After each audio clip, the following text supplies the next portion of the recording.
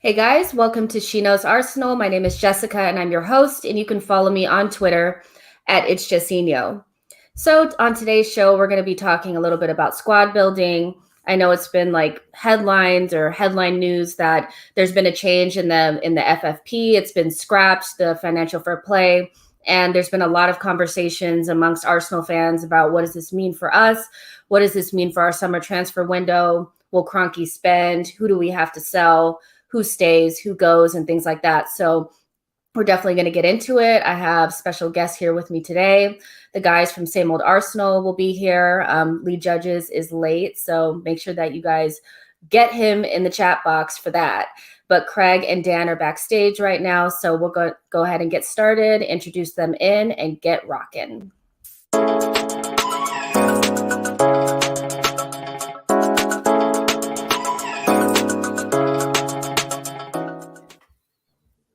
You guys, how upset are we at Lee for being late today? What could possibly be the reason for him being late to this stream? You guys let me know. You know him better than I do. We're used to it, Jess. We're used to it. He does, when he does come on these video podcasts, he does like to be doing his hair. So perhaps there's a couple out of place or something. I don't know. But yeah, we're used to it. So what can we say? When he shows up, maybe we'll let him in. Maybe we won't. We'll make a decision later. But Craig, how are you doing? I just, of course, I asked you that as soon as you put the drink up to your mouth, but how are you today? You're not the host. I'm the host today, so you get to just relax and talk Arsenal. Yeah, I mean, I'm looking forward to that. Thanks very much for having us on. It's an absolute pleasure to be here. We watch a lot of your stuff. We're always talking about you. One of the best female analysts I've seen for Arsenal, so congratulations. Keep doing what you're doing. I think you're very, very good, and you should go very far, young lady. Thank you so much. And we have Dan. How are you, Dan? Are you happy bunny or sad bunny today? I knew you were going to ask that. You know what? I'm a happy bunny just for the pure fact that I get a little bit of break from the stress of Arsenal Football Club for the next week or so. I can sit and watch some international football and chill. There's not much riding on it as far as I'm concerned in terms of the opposition in San Marino and some of the other teams that England have got. So I would enjoy that. Pleasure to be on. I don't know how much you've paid Craig, but obviously quite a lot for his intro for yourself. But in all seriousness, Jess, I love you and I'll always come on your shows and always welcome on Same Old Arsenal on Monday or Friday nights. So it's great to be on, and thanks for having both me and Craig and Lee when he does decide to finally get here onto the show. So thanks very much, Jess. Yeah, for sure. This is going to be awesome. Like, I love talking squad building. That's my favorite thing. Even though most of the things that I talk about don't come to fruition, I still like talking about it and pretending like I know what we're going to do, so that's basically what we're going to do, is just make some predictions, things like that. But I do have to ask you guys, is it kind of weird, especially for you, Dan, you're obviously probably a fan of England, hating Kane one day and then having to hope that he plays well the next. I couldn't really do that. No, it is hard. I'm not going to lie to you. It's been hard the last, I'd say, 5 years with, not so much of late, but Dele Alli's and Eric Dyer's have been players that have been picked. We had Trippier, Walker, Rose. Oh, it's been tough. And of course, Harry Kane, who is class. And, you can't say he isn't, but it's one of those situations that I try and get through the pain and drink more beer and try and celebrate it when they do score. Harry Kane's the top talent, and as far as I'm concerned, if he's in the England side, we've always got a chance of scoring goals because as much as I don't like him, when he's wearing an England shirt, I have to cheer him on because I'm very patriotic. But if you ask me now, would I rather Arsenal win a Champions League or England win the World Cup? I'd rather Arsenal win the Champions League. I would. And people say I'm mad and that you want to see England win the World Cup. Nah, not for me. Arsenal are my team, and I will always vote for them ahead of England. But it is difficult, Jess. But listen, I've always been a fan of the Euros and World Cup, and it's just great in the pubs when we're allowed to, that is, in the sunshine, having a beer with your mates. And it is good because everyone comes together, whether you're a Tottenham or an Arsenal or Man United or Chelsea, you'll want one thing, and that is England to do well. But I prefer watching Arsenal and always have done. I love it. Hello to everybody in the chat. I see you guys there. Let us know how you're feeling today, where you're watching in from, and if there's anything specific that you guys want us to talk about, and we'll try to get to it. But I have a long rundown, so I'm sure I'm going to get through some of the things that you guys want to talk about. Yo, I see you in the chat. Hey, Lone Star, you're always here. Brutal comments from Lone Star sometimes, but also awesome. AK Gunner 4049, thank you for being here. C. Walder, I'm in the camp too, bud. I guess they're talking about Aubameyang and, you know, his form and things like that. So we will talk about that, but let's jump in. You know, with the whole financial fair play thing, I'm not sure how that's going to work out. You know, what it's going to look like come this summer. Is it going to benefit, you know, teams that don't have owners that like to spend, or, you know, the teams with the oil money like Chelsea and, you know, Manchester City? We're not really sure, you know, but when I look at it, I'm just thinking, regardless to what happens, you know, Stan Kroenke, the Kroenkes KSE are going to have to put money, you know, put their money where their mouth is if they want us to, you know, progress. For you guys, how important is it for them to make a significant investment?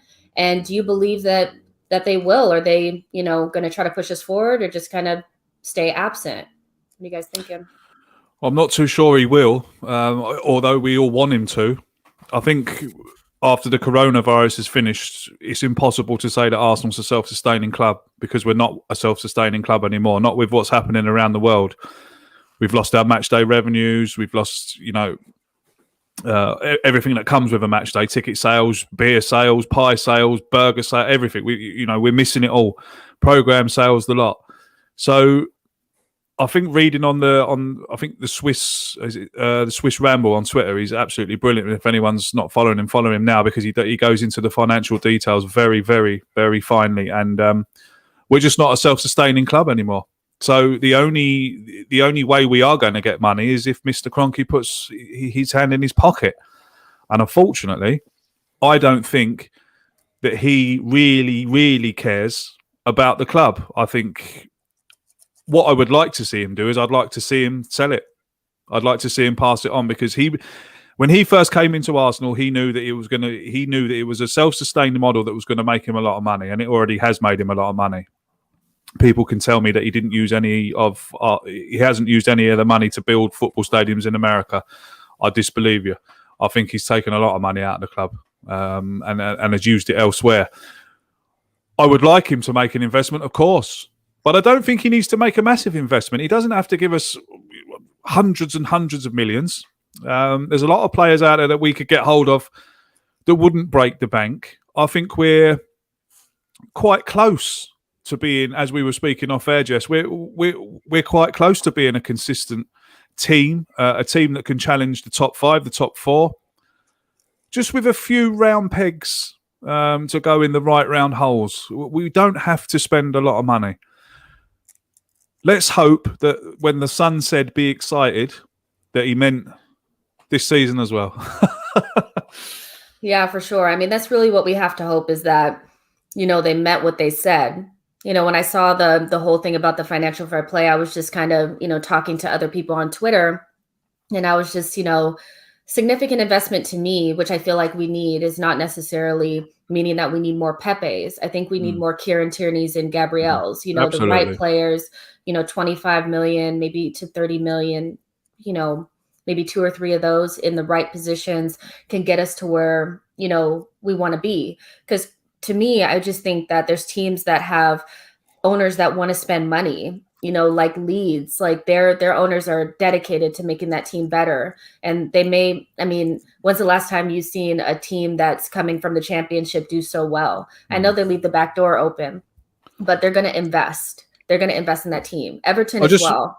I will say one thing though. I mean, although, you know, we've spent poorly. The money that he has given us, we've spent it poorly. We've wasted it on. I mean, we wasted 72 million on Nicolas Pepe. Well, when I say wasted, we overpaid for Nicolas Pepe.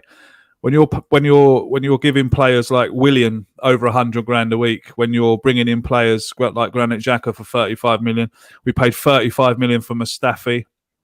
We have just overpaid for players, and whoever was behind the recruitment of those players, well, it's obviously gone now, but they needed to be sacked on the spot, if you ask me. But so perhaps I'm being a bit harsh on the Kroenkes. if we sit down and look at it, perhaps it is it's the recruitment people that we need to have a word with.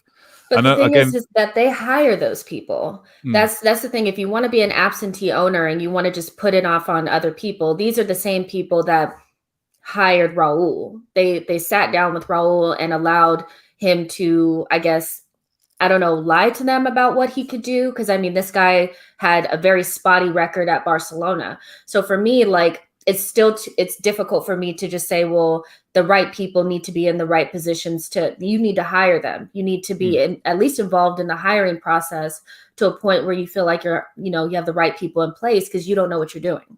They True. Obviously don't know anything about, football. They're more invested in American sports and all that kind of stuff. So they need to have the right people in place.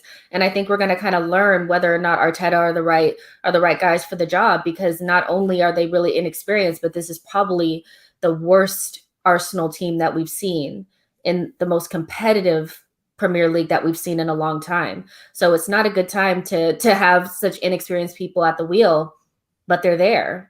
Dan, how do you feel about it? Do you think that Edu and Arteta can get something done? Do you have faith in them? I know that you're not, huge on Arteta, not because you don't like him, but because you don't think he should have been the guy in the seat.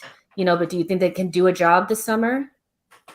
One thing I have been positive about is Arteta and Edu's performances off the pitch. Because on it, I haven't seen enough to convince me, but I have seen an improvement in the recruitment. I don't think that we can sit there and say that maybe apart from Willian and potentially Ceballos, although I understand why we got him again, all of the other signings have been positive. Whether it's Pablo Mari and Cedric, who have proven to be good squad players, or if it's first-team players like Kieran Tierney, Thomas Partey, Gabriel, etc. Even Martin Ødegaard, who I think has been fantastic the last few games. So it has started to look more positive.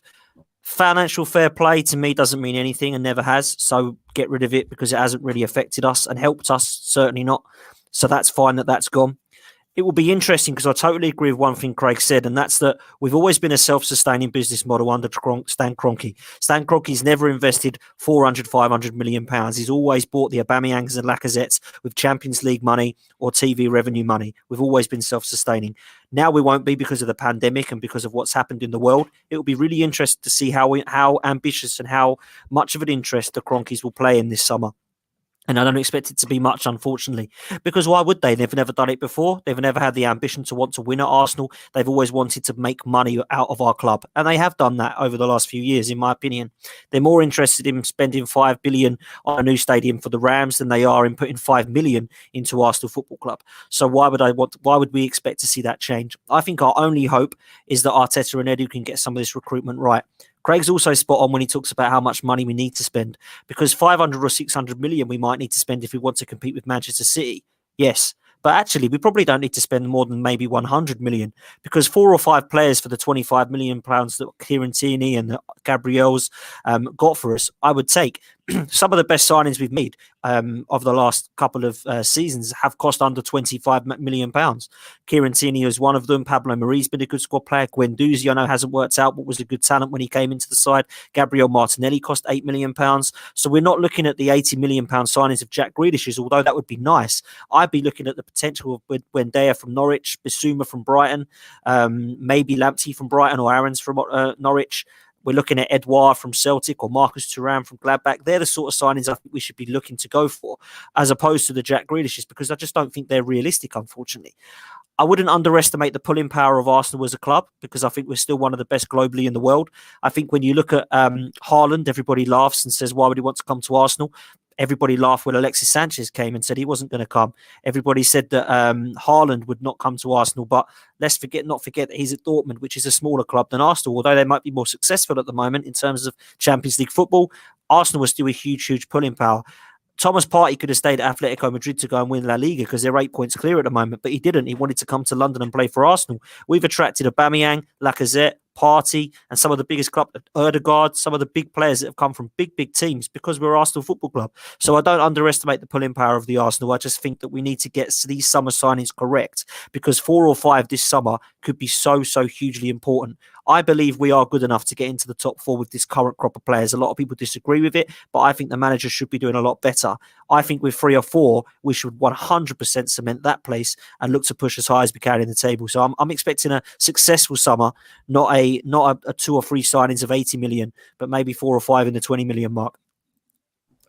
So let's unpack that just a little bit, because you were talking about players like Thuram, Basuma, Lamptey, players like that. So what positions actually need to be improved at the minimum, this summer? I know that we could look at probably every single position and say, well, we could get 7 players and that would probably make a super team. But we're talking about in a very difficult market with probably limited funds. What are the positions that are the priority for us to get from where we are now to 4th place, which is what we need next season? For me, one of those is definitely, the creative midfielder position. I think we did ourselves a disservice by not having a creative midfielder from the start. If you think about our form before Christmas and our form after Christmas, which has been about 6th place, I mean, we're talking about the difference between being in Europe and not, because we didn't start off the season prepared. So I think solidifying somebody like Odegaard is probably important. But what other positions Craig, do you think we need to improve in? For me, we definitely need a new right back. I don't trust Bellerin. I think Bellerin will be off this summer, to be honest. If we can get a good bid for him, I'd let him go. Then people say we've got Cedric. Do I trust Cedric? Is Cedric a player that will get us into the top 4 playing at right back? I don't think so. So for me, a very, very important position to sort out would be right back. We need to bring in another left back for cover for Kieran Tierney, because Kieran Tierney really is the only left full back we've got. I know Saka could come in there and do a job for us if Tierney got injured, but then of course you're taking Saka away from the attack and you're not using Saka's attacking abilities. Odegaard would be one that I would love to sign. He would be the player that I'd want to sign this summer on a permanent deal. We need to replace Granit Xhaka, unfortunately. Although I've been I've stuck up for Granit Xhaka in the past. Lots of stats out there to say that he's one of the top central midfielders in Europe. The stats are there. You can read them yourself. They're on the internet. I know Dan's laughing, but he's gonna mad. blow. Yeah, it's mad. They're mad to read, and they're mad to see the players that he's up there with. It really is. It's ridiculous. But can I just say this about Granit Xhaka real quick? Is that we're talking about progressive passing, and of course, it's never been a question about his passing range, and he's a good technical player that has a good football IQ. Our issue is with his athleticism and agility. Yeah. That's what we talk about, and that's something that he cannot change. Yeah. So the stats do say that he's better than probably what people think. But the reality is that if we want to do anything, we probably need somebody with a similar kind of athleticism as Thomas. So if Thomas gets hurt, we're not playing with Ceballos and Xhaka right in front of our defense again, 10 yards back, right in front of Leno. So it's not really about his passing and all that. I know that that's kind of like, okay, well, yeah, he can do those things, but agility wise, you can't change that. And that's a problem. Ceballos, Elneny, Xhaka, they all are very limited, You're dead right. You're dead right. And I would expect, people who you've named now would expect Ceballos to go back to Real Madrid. I'd expect Elneny to be sold. The big decision is, do we keep Lacazette? I've heard lots of people talking about if they got a good offer for Aubameyang, they'd let him go. So, I mean, personally, I wouldn't let Aubameyang go personally, but saying that, it depends on how much the offer comes in. Because I've been really disappointed with him this half of the season, and I've been really impressed with Lacazette this half of the season. So it's a tough one. It really is a tough one. Like I said, we could talk about it all night. I mean, there's a lot of people out there that say we need a new goalkeeper. Again, I don't agree with that because Leno's, what is he, 28? He's not even in his prime years yet. And I think people are doing him people are being a bit harsh on him, to be honest with you. I think a lot of people have got a lot of short memories about Bernd Leno. He saved us a lot of points last season. He's even saved us. He saved us and got us out of holes this season. Every player has a bad game, and when it's the goalkeeper, unfortunately, I used to be a goalkeeper. Leno can get us to the top 4. He may not be able to win us a Premier League, but he can definitely get us to a top 4. I don't know. Is he really the problem at Arsenal? Like, not really. I don't think so. I think it's very harsh to see what people have been saying about him. To be honest, like I said, I was a goalkeeper. When a goalkeeper makes a mistake, it's it's times 100 because it's the goalkeeper. More or less it will lead to a goal. But so that's what I think we need. But going on what Dan said, I don't think we need to spend a lot of money. I think we've got a core there already. With the Sakas, Saka, Pepe, Lacazette, Aubameyang, Odegaard, Thomas Partey, Kieran Tierney, Gabriel. We've got Saliba to come back. You got Leno, the goalkeeper. So do we really need to spend a lot of money? I don't think so. Yeah, definitely need to spend a good amount of money on the right types of players, but that doesn't mean you have to overspend. Well, exactly. If it's the right, it doesn't matter how, if it's the right kind of player for 25 million, take it. Look at Kieran Tierney. What if it's the right type of player for 50? What if Real Madrid comes to us? I'll go to Dan on this one. What if Real Madrid comes to us and says that they want 50 or 60 million for Odegaard? Do you spend the money on him? Or do you get a cheaper option and spread the money around? It may come down to getting Odegaard and nothing else, or an alternative that we don't really know about and a couple other players. How do you feel about it? We need to strengthen our midfield, but we don't need to strengthen our midfield with all of our money on one player. That's the way I honestly see it. And I don't think that they'll want 50 or 60 for Odegaard. I think they're more likely to want 35 to 40 million euros from what I'm hearing, which I think is a steal for the quality I've seen at a 22-year-old. Everybody is getting excited and comparing him to Mesut Ozil. I actually think he's completely different to Mesut Ozil from what I've seen. I've seen more work rate off the ball. I've seen more of a Cesc Fabregas, if I'm honest with you, than Mesut Ozil. So I'd be more than happy to have Martin Odegaard in the side. In terms of what we need still to move forward, and this is for me, a perfect summer, is 7 positions. I'd keep Leno as number 1. If he wouldn't have got injured last season, we wouldn't even be talking about Martinez and Leno being good enough, in my opinion. So I'd stick by him. I'd definitely sign Matt Ryan, 100%. That'd be one of my first signings because I think he's 10 times better than Runnison. I would get rid of him. I wouldn't even loan him out. He's 25. He's not going to get any better. He just looks not good enough for me. I've seen enough. So let's keep them 2. And then I think what I would do is sell Hector Bellerin. If we can get 25 million for this guy, then I think that's good money. And we need to upgrade him with someone who's young, vibrant, and a Kieran Tierney on the other side. That's what I'd like to see. A backup left back is needed, whether it's Mitchell from Palace, whether it is Bertrand from Southampton or Van Arnholt. They're talking about somebody to back up Kieran Tierney because he is unfortunately not always fit. And we do need some cover for Kieran Tierney. I still think, believe it or not, and people might laugh at this, but I still think we need another centre-half to partner Gabriel. I really do. And I think that although we've got rid of the Mustafis and people like that, I still think Callum Chambers and Mavropanos will be sold. And I think we'll have some money there potentially to replace with a Konate from Leipzig or somebody like that, who I think's 40 million release clause in euros. That would be a good signing for me. 22 years old, an absolute rock at the back to go next to Gabriel. And then obviously we keep the Pablo Maries and Rob Holdings and the William Salibas, who's apparently playing very well at Nice, as the cover. In midfield, I think we need a partner for Thomas Partey, and I would go for Basuma from Brighton for around about 25 million. I think they'd accept. Wants to come to Arsenal. He's a big Arsenal fan, and his hero is Patrick Vieira. I would take him next to Thomas Partey. He's got athleticism. He can pass the ball forward. His strength, his presence is needed. Thomas Partey needs that, not a statue next to him like Granit Xhaka. He needs somebody who can move. So as far as I'm concerned, I'd bring him in. I think Craig's right with El Neni. I think Craig's right with Ceballos. He needs to go back to Real Madrid. And it depends what we do with Maitland-Niles and Willock as backup. I think that Willock needs another loan for the season. I don't think he's quite ready. But I always like Maitland-Niles as a versatile player. I think he's one that can come in and do well. Martin Odegaard and Buendia are 2 players that I do like for the number 10 role. And I think Smith Rowe's got a future at the 10 as well, not on the left. I think he's great. I'd keep hold of Saka, Martinelli and Smith Rowe as youngsters, but I'd be getting another centre forward to upgrade on Lacazette, and that would be in my 7th position.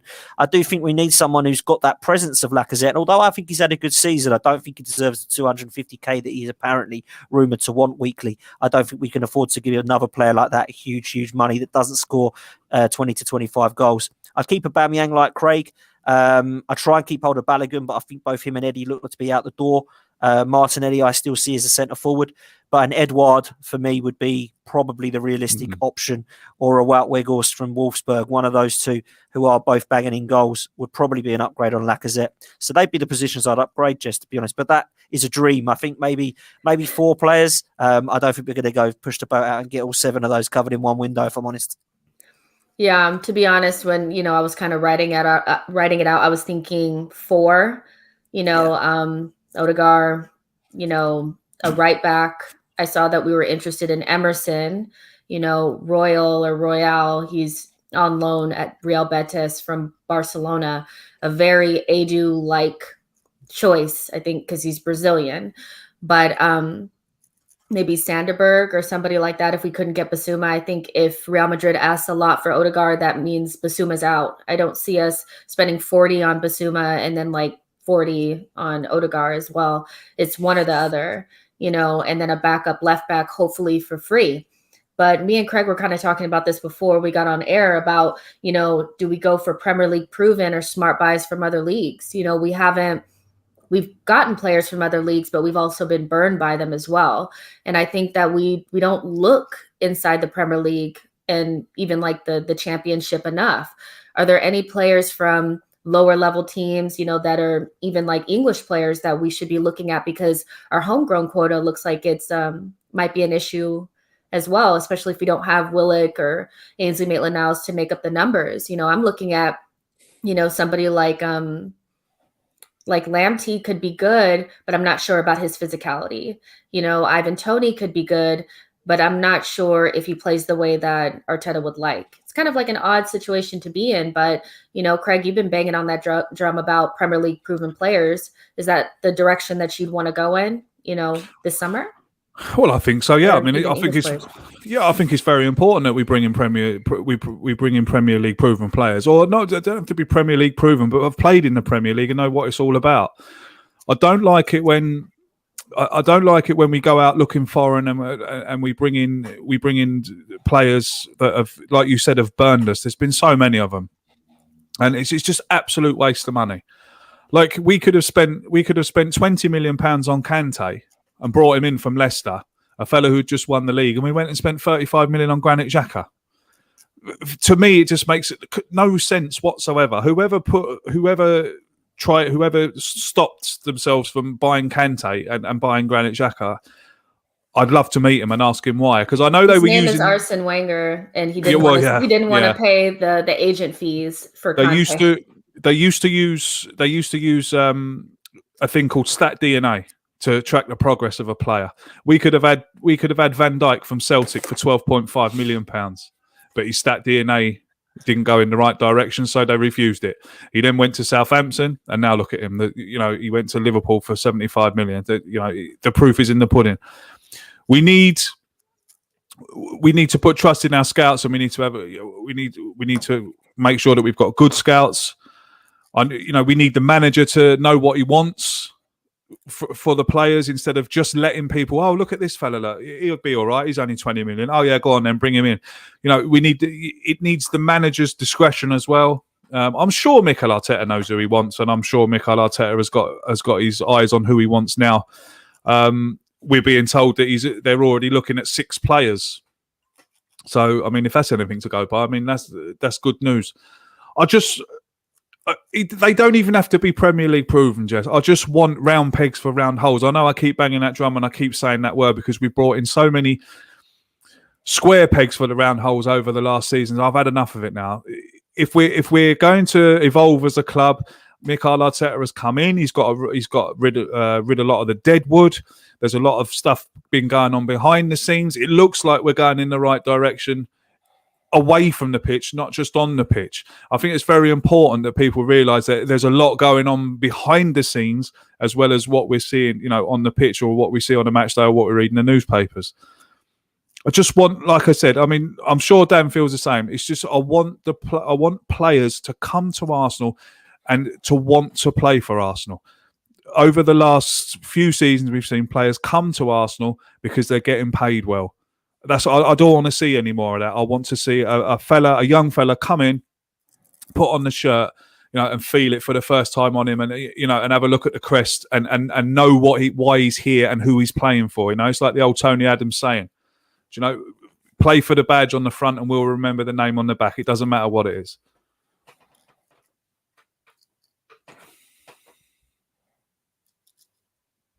I'm Hello? muted. Oh, there you go. I do that all the time. Like, you would think that I would just get it together. But Yo-Yo says, won't make any signings if they fail to qualify for Europe and fail to win the Europa League. Some of these players are ultimately performing to bring in their replacements. That's kind of a good, decent point. But I do think that if we don't qualify for Europe, it's even more important to improve the squad because you're even further away from where you want to be. I think the further away we are, the more investment we need. Well, we'll see how good Edu and Arteta are, won't we? If we don't qualify for Europe next season, Yeah. We've attracted some of the worst footballers I've seen with Champions League football. So I think without it, we'll be fine. The pulling power that this club has, I don't underestimate it. I said it before, the players that we've attracted with the Europa League, nobody comes to Arsenal to play on Thursday night. They come to play for the Arsenal. That's why they come. Whether you're in Europe, out Europe, in the Champions League, out the Champions League, they will come and wear that shirt. They'll live in London and they'll play for one of the biggest clubs in England because they feel that they are a team that will always be up there. And at the moment, we haven't been. And I believe that with a few extra players, we will have a good enough squad to get where we need to be. I just hope this manager convinces me by moving forward that he is the right man for the job, because I'm still not sure that he is. I think what he's doing off the field is great. I think that we've cleared some of the dead wood out. I think him and Edu have managed to look at some signings that they think can improve the side. The problem is they've looked at these players and we haven't improved. The league table does not lie. So we need to ensure that we are not 9th or 10th come May, and that we win that Europa League to give me some form of convincing that these two know what they're doing, because I haven't seen enough. And I know that, Craig is having patience and he wants Arteta to be given the time. So does most of the others on Same Old Arsenal with us. I'm the one who's been quite vocal about not being convinced by it, because I think those games in September, October has ruined our season. So when people say, since January we're in the top 4, the season doesn't start in January, the season starts back in August where we ballsed it up. So let's try and see how we go from now. I'd just like to see just a run of consistent games, if I'm honest with you. And we can't seem to get that. For every Tottenham win, there's a West Ham mess up. For every Chelsea win, there's a mess up at home to Burnley. And for every time that we go to Old Trafford and get 3 points finally, we then mess it up at Villa at home by getting battered 3-0. I don't want to see that. I want to see a run of consistent performances, not just results, to say, do you know what? We might not have got 3 points there, but what a performance from these lads.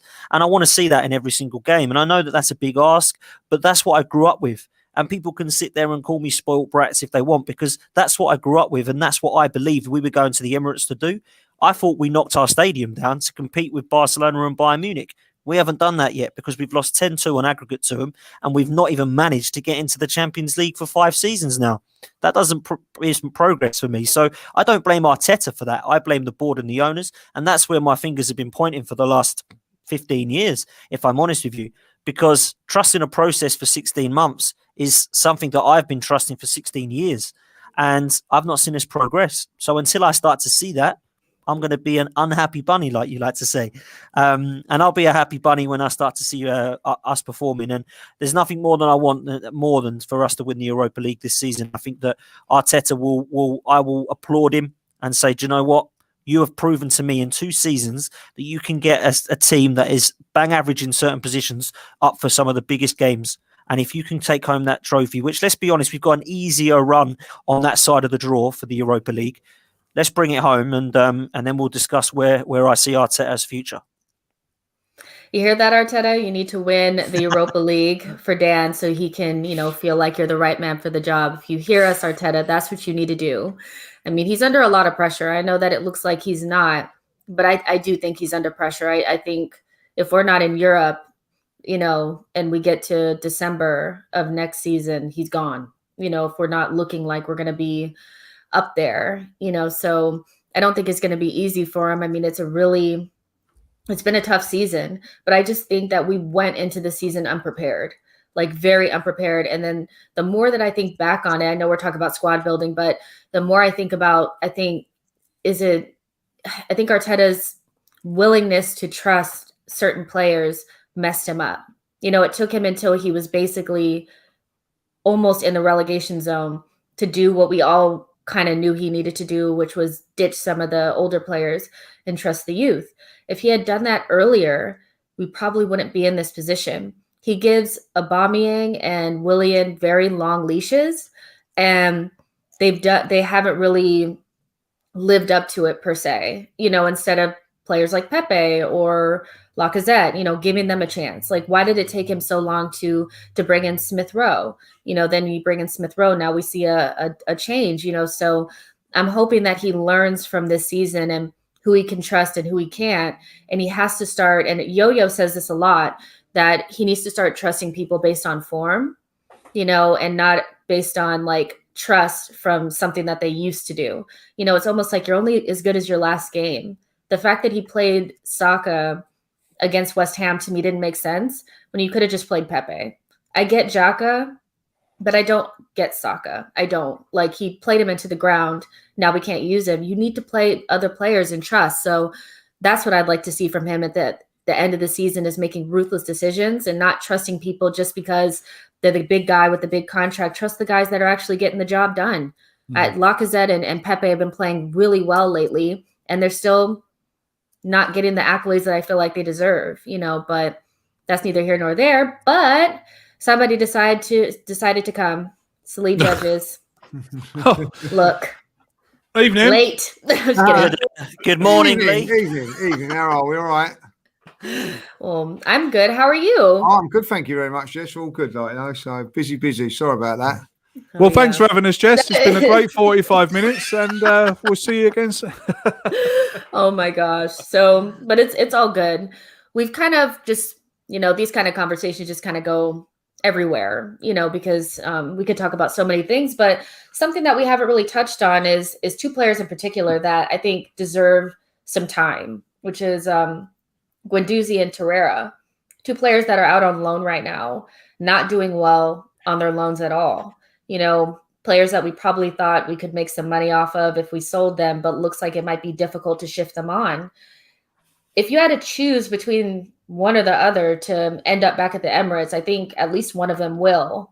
Who would you choose? Lee, I'll start with you. Would you rather see Guendouzi come back or Torreira? Yeah, Guendouzi for me, if it out of the two. I think that Young still got lots to offer. I just think with Torreira, I think that he's, if I'll be honest, I think with Torreira, I think that the Premier League doesn't suit him. Just the physicalities of it all, and he's a little bit small. I know that's a little bit harsh thing to say, but I just don't think that it suits him. It doesn't mean to say that he's not a bad player. And I think that going to Spain was a poor move for him. He's hardly played. I don't know why that sort of was given to him. It really just seemed like, let's get him out to anybody without really thinking like long term of games, you know what I mean? So I feel that that's probably why that was there. If they really wanted him to have a long term future, I felt they would have made sure that he got game time, but they've just sort of left him out there, really, So I think that's a little bit harsh. So I would definitely go with Guendouzi. I think that we've got a bit of a problem with our midfield because we're going to probably lose a couple of midfield players. So maybe we're going to keep one, or if good money comes in for Guendouzi, then I think we may be sold. But he seems to be putting out some good vibes that he wants to stay at the club. So we'll have to wait and see on that. Dan, what do you think? Would you rather keep Guendouzi or Torreira? If you have to choose, I just think we're not going to have enough money to we're not going to be able to sell everybody, and we're not going to be able to buy whoever we want. And the midfield numbers to me are low as they are. Ceballos leaves, and Elneny, maybe he leaves, maybe he doesn't. I don't see Arteta bringing up Aziz. I know a lot of people want that. I don't see it. So if one of them had to come back, which one would you choose? Well, I think both of them are going to leave. But if I had to pick one to bring back, it would be Guendouzi, because I don't believe he deserves the criticism that people are giving him for doing stuff that I don't think is as bad as what Granit Xhaka has done. You've got one player who's got in the face of Neil Mopai. You've got another player who's threw the armband off. One of them's getting a game and the other one's been told to go on loan. I don't really get that. I'd rather see the passion on the pitch. A lot of people disagree and think that he's got a bad attitude and thinks he needs to go. I think he's a young kid that needs to grow up and needs to be given a chance next to players like Thomas Partey, who have experienced in the game, and say, listen, lad, if you want to use your passion, then use it on me in the training pitch and use it against the North London derby. Don't go and use it against the manager. Because as far as I'm concerned, there's been something gone on in training or behind the scenes that we don't know. Because Arteta clearly rated the kid because he was playing him. And what was happening in training behind the scenes, we don't know. But it looks as if he's fallen out with him. With Torreira, I actually like the lad. I think he's a good player. I think he's that little bull terrier who's at your ankles. He's tenacious. He's a horrible player to come up against. He hasn't got the physical presence, though, and I think that you need that in the Premier League. I think he'll be suited back in Italy. He did well at Sampdoria. I think he'll probably go back there to either Napoli, Fiorentina, Sampdoria, somewhere like that, because I don't think he could settle in England. I'm not so sure that he wasn't suited to the Premier League, but I think you do need some presence when you're in that midfield in the Premier League, and I'm not sure that he's got that. Although he's quite strong for his size, I don't think he's got the ability there. So I think both will probably leave. If I had to invite one back, it would be Guendouzi.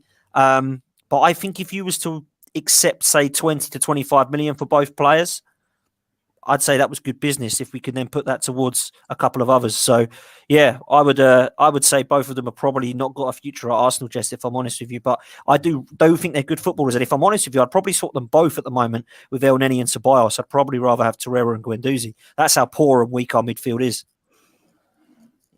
Craig, do you agree? Is there any argument for bringing maybe Torreira back, or do you think that ship has just sailed, Yeah. The Torreira ship has definitely sailed. He's one I'd definitely let go, but I would actually bring back Guendouzi in.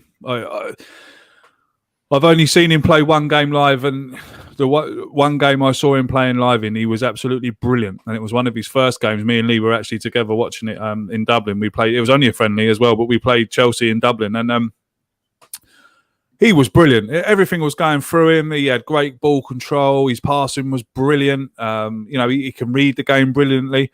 I was disappointed when Arteta shipped him out. I thought it was the wrong thing to do. I was one of the few people that actually stuck up for him. I don't see why. I don't think I agree with Dan. though. I don't see why it was the thing that happened at Brighton that he got shipped off. I wouldn't ship out one of my players for having a bit of passion and a bit of fight in him. Now, he probably shouldn't have got him round the throat, but we haven't seen that at Arsenal for a long time. And then a player comes in with a bit of bite and he's been shipped out. I agree with Dan. I think something's happened behind the scenes. Probably to be with what we got to understand is he's a young lad. He's come from French League 2, and all of a sudden now he's been thrust into being a Premier League footballer. He's obviously got the wrong attitude. Now, attitude can be changed. Attitude can be, like I said, it can be changed. I think bringing Guendouzi back into a team with Odegaard, Thomas Partey, Kieran Tierney, I think we'll see a different Guendouzi. And I'm one of the very few that would love to see him come back. Yeah, I mean, I really think it's going to be difficult to shift both of these players. I know, Dan says that he thinks they'll be gone. I just think Guendouzi is kind of one of those players that nobody wants to touch. He's gaining this reputation of being, like C. Wilder said, you can just read that, but that's basically what I was laughing at. I wasn't laughing at you, Craig. I was laughing at this comment. It's quality. What he's kind of become, so I'm not really seeing it, especially just the way Arteta is. He seems like he really wants to follow through with this authoritarian type of thing. So I don't see him coming back. I don't know if he'll get sold. And it's just unfortunate because, just a couple months ago, in the summer, we were thinking, maybe a little bit before that maybe like 40 to 50 was what was being quoted for Guendouzi. Now I'd be surprised if we got half of that, which is really unfortunate. But for me at this point with Guendouzi, anything over what we bought him for, which was about 8 million, take it and just send him on. I don't think Arteta is going to give him a chance. I think we're going to see another year of El Neni. I hope he doesn't get a new contract, but I think we'll see him stay, and Torreira, hopefully we won't even get what we paid for him back. We won't. He hasn't played enough, and it just seems like maybe the game has passed him by. He can go to Italy, but whatever team he goes to won't be one of the better ones, so it's just unfortunate. But those are two players that came in when Emery was there that had huge upside, young players that we should have been able to sell for more. And for whatever reason, we're not going to be able to. I don't think so. So we'll see what happens with them. But I don't think either of them are going to come back. But the midfield options they're so weak. You have Thomas, who's obviously really good, world class. Then you have Xhaka. Arteta likes him, but I mean, is Xhaka going to take like a rotational role? I think his ego is a little bit too big for that. He's not going to want to just, sit behind a Basuma or something. But I think there may be something to maybe thinking about this a little bit differently. Are we sure that Arteta wants to bring in somebody like Basuma for the midfield position next to Partey? Or, I mean, the end of the game against West Ham, he played with Thomas by himself. Is there a chance that maybe he would want to bring in like an Awa instead and play 3 in the midfield, 1 defensive and 2 more offensive like Odegaard and Awa? Do you guys think that might be something that he's looking at, or you think it's definitely like a defensive person? I think that the midfield needs major surgery. And Granit Xhaka is not an important part to get rid of. I don't think Granit Xhaka will be gone this next season. I think whatever happens, there's other areas that we need to improve on, and also I think that he'll be here for another season, and then maybe look to move him on. I think that the Xhaka Partey one seems to work at the moment.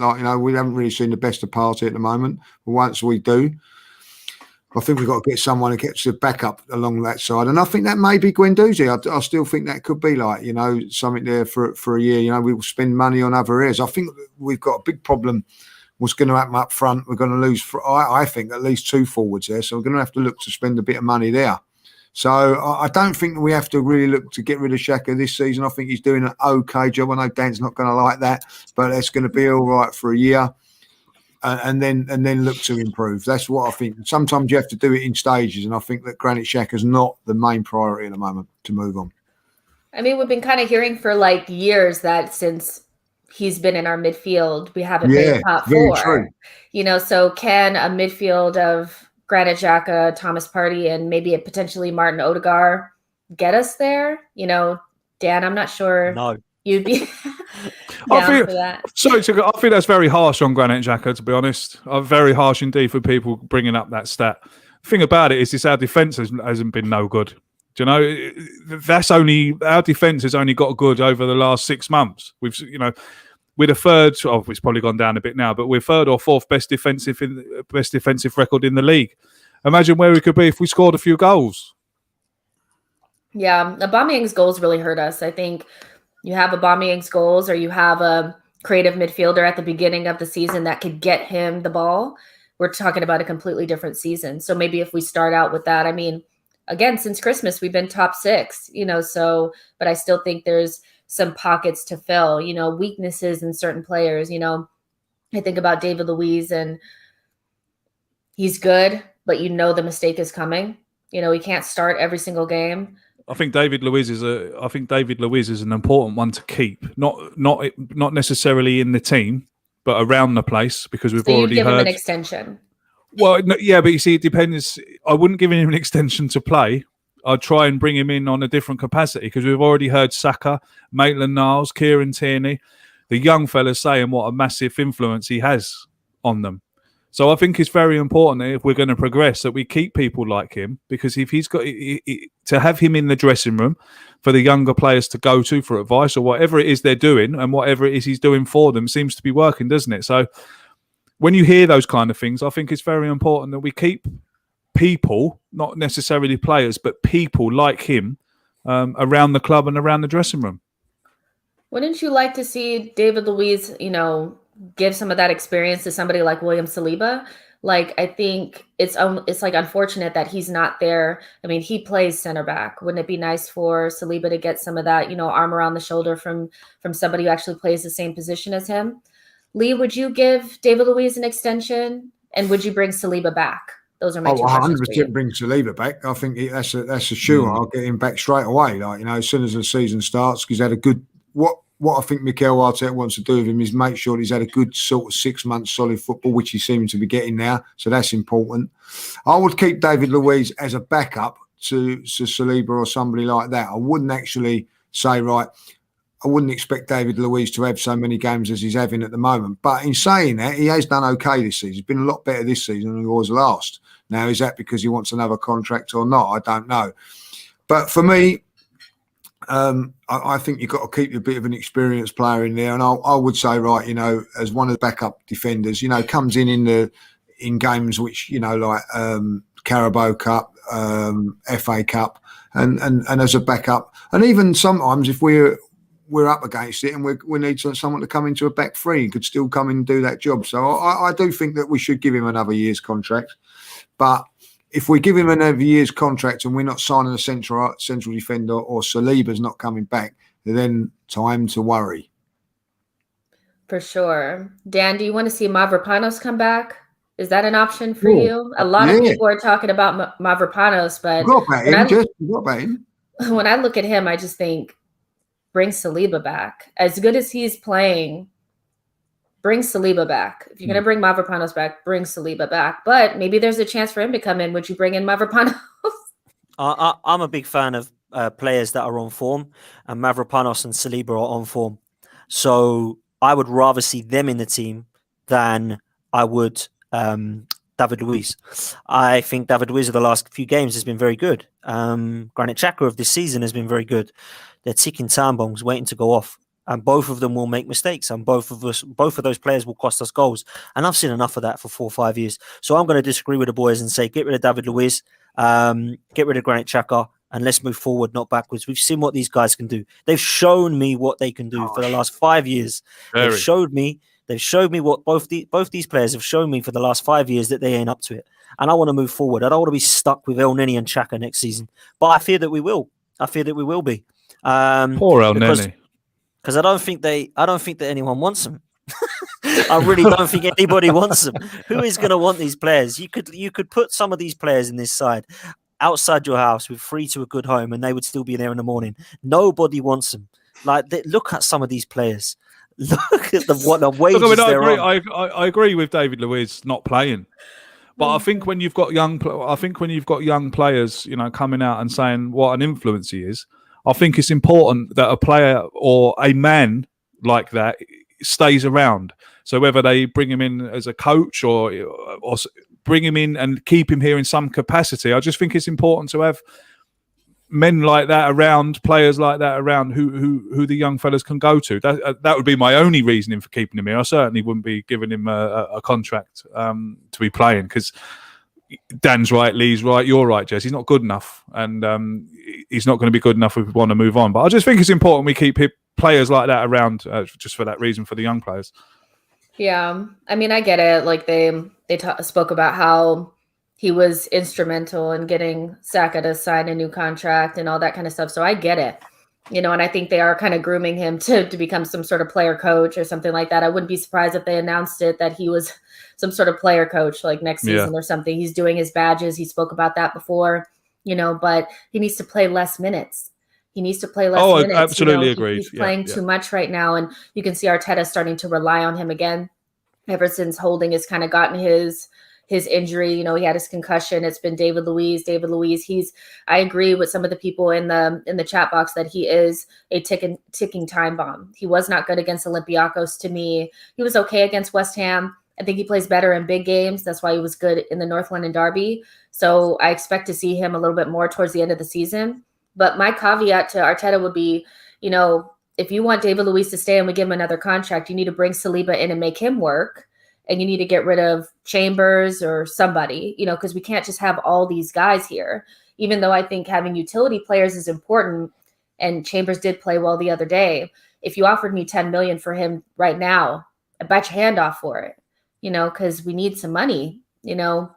I don't know how you guys feel about Chambers. Is that somebody that you would keep around or get rid of? You know, they asked, I think there was an interesting question the other day where somebody was like, well, you know, if you knew that you were going to have Chambers and Cedric, would you sell Bellerin and take that money and pay for Odegaard? And I was just thinking, I can't imagine a life with Cedric and Chambers at right back. You know, I've got to upgrade there. Yeah. But I feel sorry for Chambers because he's just not quite done through injuries and whatever. Like, you know, I mean, maybe it's time to move him on for that reason, which is a bit harsh. But I would probably look to maybe if you're going to bring back Mav, I'm not going to say he's other than that, like Mav and to leave her. Like, get him back. Dino, I think Dino is his name. Dino. Get them two back, and then you can sell Holding and Chambers as well. The only thing that I don't like about doing that is that they're both English. Like, you know, with the rule of the English guys and everything like that. But sometimes you've got to be a bit ruthless. It's just not quite happened for Chambers, and it's a shame. I really do like him. I do see something in him, but he hasn't got enough pace to be at right back. And I just don't know if he's good enough to play central defence. That's my opinion. Yeah, I'm not sure about it. I'm really, really not. But again, if somebody offered us 10 million for him, I would take it because we need to raise funds somewhere. But you know, if you were like, okay, well, you can sell one utility player, either Ainsley Maitland-Niles or Chambers, I would sell Ainsley Maitland-Niles because he don't want to be here. That's one thing about Ainsley is I don't think he's going to come back because he does not want to play. He doesn't want to be a utility player. Whereas I think Chambers would be like, cool, I'm at Arsenal. I like being here. Sure, I'm rotational, but I can do a job, you know. So Ainsley really disappointed me. Like, I like him. I think he's a good player, but the choice to go to West Brom, relegation side, just to play midfield, you killed every chance that you had to make the Euros by not going to a team that you would play right back at. Very true. You are right back. Like, sometimes when people are telling you, like experts are telling you, other teams view you as a right back, Arteta views you as a right back, fans think you're a right back. That's your position. You're good at it. And I think even the way Arteta likes to play with like the right back kind of being like almost like a midfielder would suit him.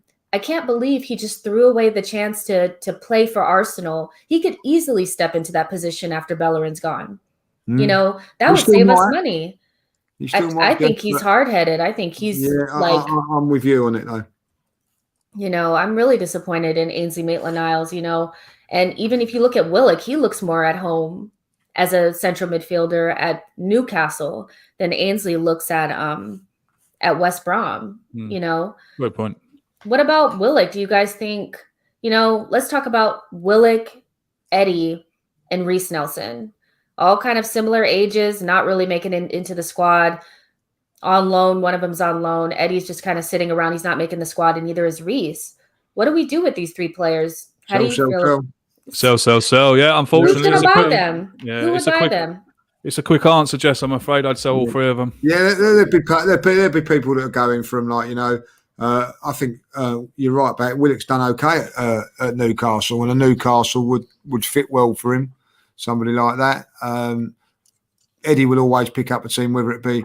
See, this is the thing, you know what I mean? People are saying, "I'll put Eddie in the team and all that." Like now saying, "Well, he ain't going to get in any other team in England." You know what I mean? That's where we're at with him. Like, you know, I think that he'll make a good championship team, top of the championship side.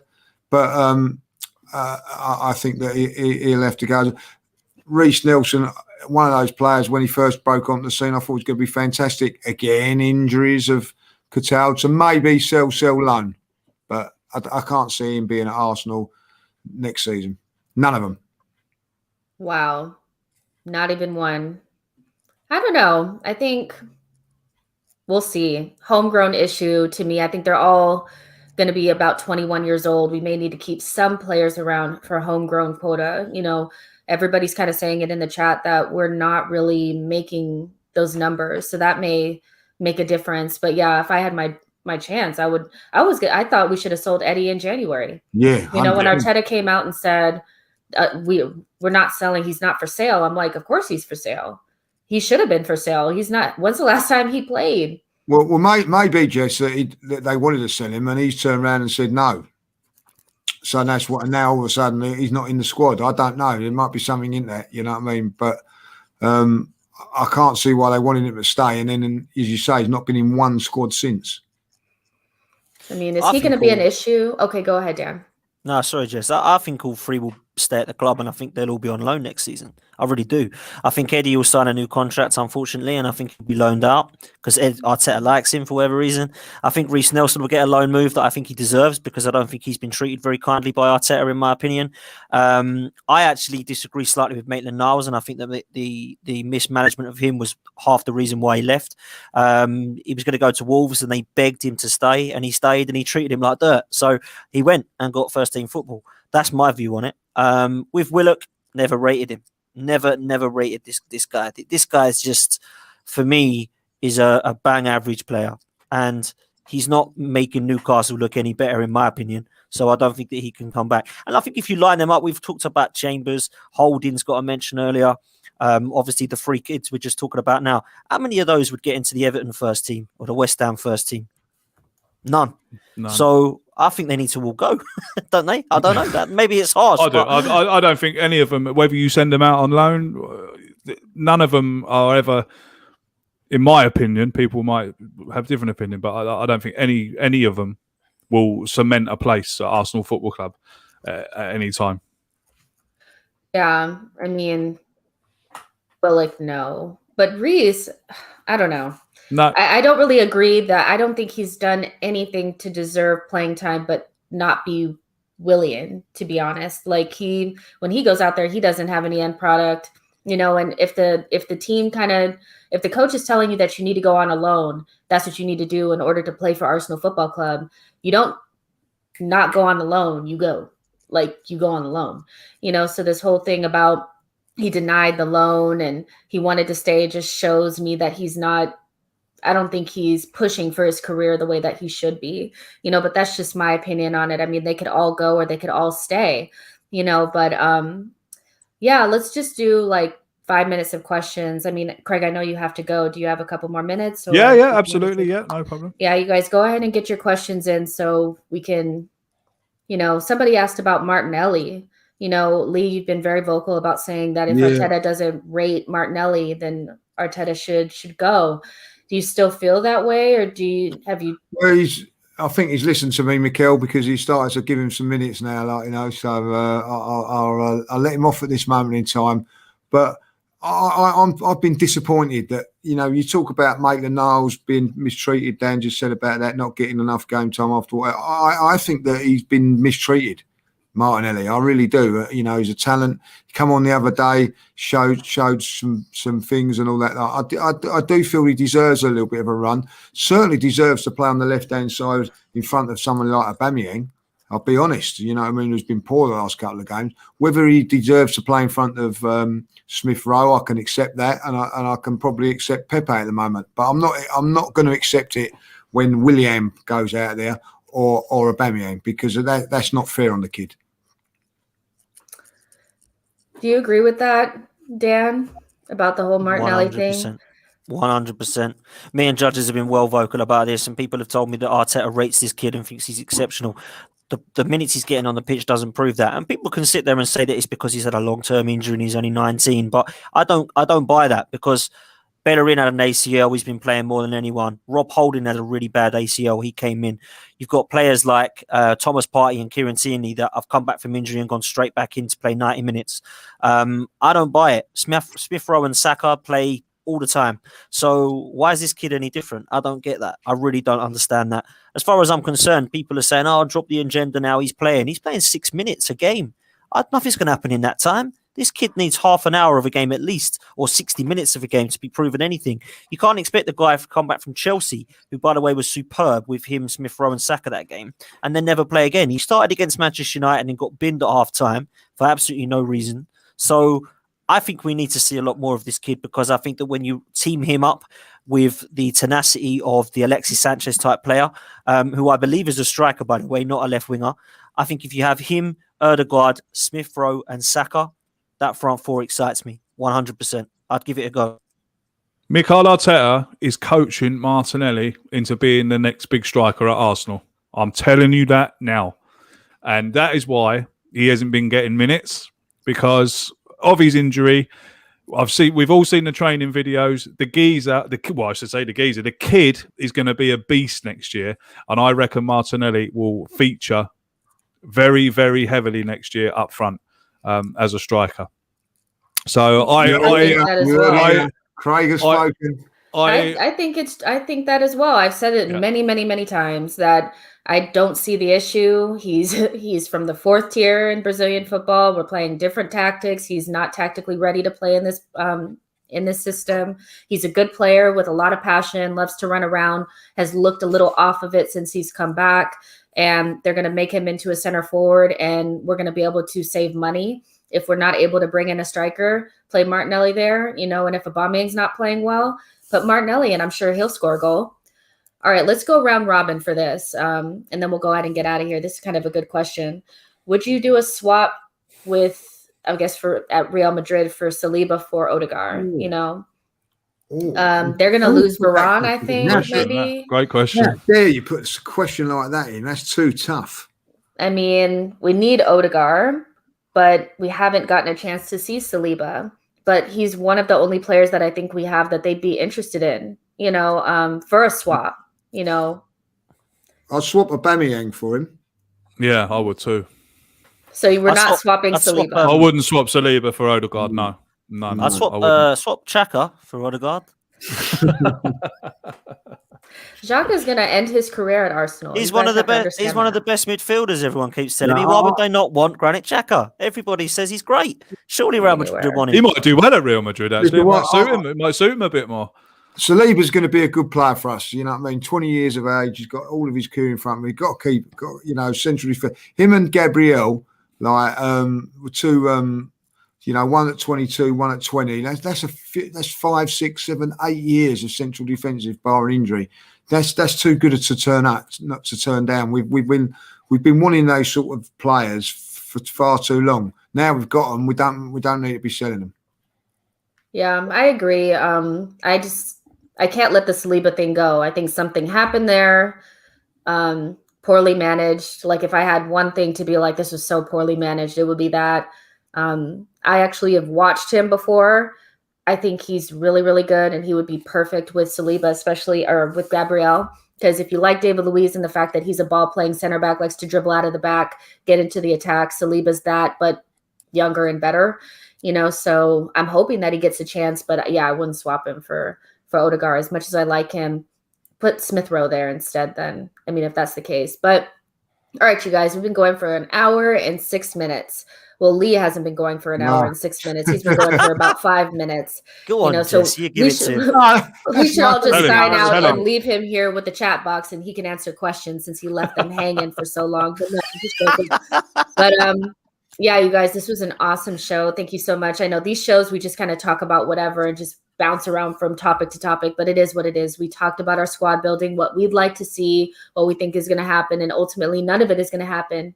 We're going to be seeing something else. It never happens the way that we think it's going to happen. But yeah, you guys, let me see. Thank you to everybody in the chat. We have about 77 people watching. Thank you guys for being here. Thank you guys for being on my show. I really appreciate it. And I hope that we can collaborate soon in the future. Lee, when is that channel coming out? That was we're sort of sorting it out now. So I do all the graphics and everything for it, and that. So hopefully in the next month or so it'll be out. Month, 2 months, it'll all be out. So we're working on it behind the scenes now for the big launch. Awesome. You guys, in the description box, I have all the information for Same Old Arsenal. If you've never listened to their podcast or watched them on YouTube, I don't know what you're doing with your life. You're a failure. You're not a real Arsenal fan. That's where you need to be. So you guys, when do your shows come out? What days, times, and all that kind of stuff, so people know when to watch you? So we do our main podcast every Monday evening at 7:00 UK time. I'm not going into EST or what is it you call it over there? EST and PS. Just do the UK times. UK time is 7:00. You can work it out. We do. Well, I don't know if we're going to carry on doing it now because Lee's got his own show. We were doing a show called Question of Arsenal. That was being done on Wednesday nights. Dan does his own show on a Friday called The Team Talk. Again, that's at 7:00 as well. And then sometimes we might do one on Tuesday. We might do one on Thursday, depending on who's about and what there is to talk about. So come over and subscribe to us. Find us on YouTube at the Same Old Arsenal, and you can follow us on Twitter as well at Same Old AFC. All right, you guys heard it there. That's where you guys are going to find them and watch all their great and wonderful shows. You can follow me on Twitter at It's Justino. I can't really remember what the next show is, if I'm being honest, you guys. I'm really crap at that, figuring out what the next show is. But good news is I told you guys about a big guest coming on soon, and I actually got my ticket was called, and I finally got Clive. Clive will be on the show next week, and so will Elliot Smith. So we have the Arsenal Vision guys coming on. Subscribe to the channel, like the video, and I'll see you guys on the next one. Bye, guys.